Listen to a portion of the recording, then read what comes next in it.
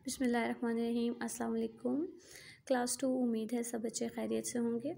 प्यारे बच्चों, हम अपनी इस्लामियात की किताब का सबक पढ़ रहे थे, किताबों का अदब। तो उसके लिए आप बच्चे अपनी किताबें खोलिए, सफ़ा नंबर 32 खोलिए, जिस पे हम अपना सबक पढ़ रहे थे किताबों का अदब।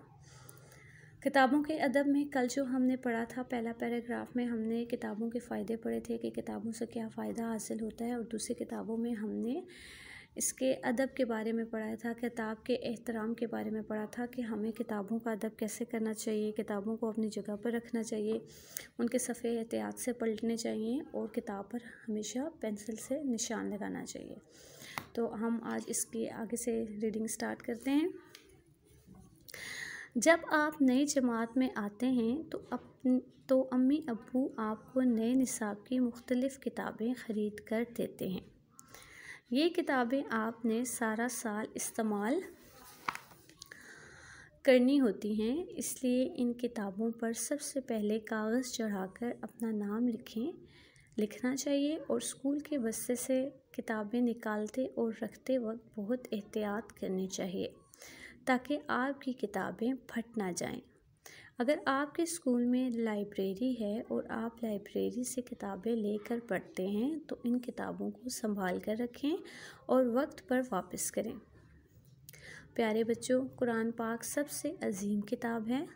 अल्लाह ताला ने इसका अदब और एहतराम करने का हुक्म दिया है। कुरान पाक को पाक साफ़ होकर छूना और पढ़ना चाहिए और इस पर अमल करना चाहिए।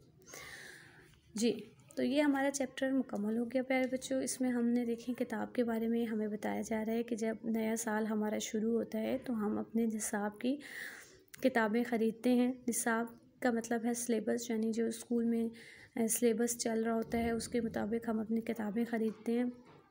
जब किताबें हम ख़रीदते हैं तो सबसे पहले किताबों पर हमें प्लास्टिक शीट चढ़ानी चाहिए, ताकि वो हमने किताब सारा साल चलानी होती है, और तो किताब जो है वो फट जाती है। जब हम उसको प्लास्टिक शीट चढ़ा लेते हैं तो हमारी किताब जो है वो सेफ़ हो जाती है, और किताब के ऊपर अपना नाम लिखना चाहिए ताकि दूसरे बच्चों के साथ आपकी किताब मिक्सअप ना हो।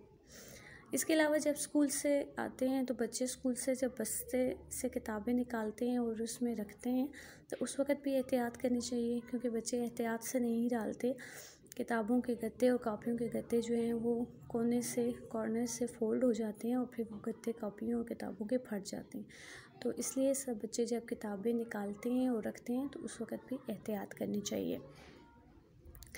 इसके अलावा स्कूल में लाइब्रेरी होती है, और लाइब्रेरी से जब हम किताबें लेते हैं तो उस वक़्त भी हमें एहतियात करनी चाहिए, उन किताबों का ख़याल रखना चाहिए, और क्योंकि वो स्कूल की किताबें होती हैं, हमें पढ़कर वापस करनी होती हैं, तो वो भी हमें वक्त पर वापस करनी चाहिए।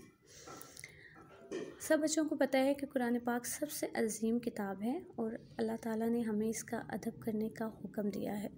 तो कुरान पाक को हमेशा पाक साफ़ होकर छूना चाहिए और इस पर अमल करना चाहिए। तो प्यारे बच्चों, ये हमारी रीडिंग मुकम्मल हो गई है। सब बच्चों ने इसे दुरुस्त तलफ़्फ़ुज़ के साथ पढ़ना है, और रीडिंग करने के बाद हम इंशाअल्लाह ताला आगे इसका मश्क़ करेंगे।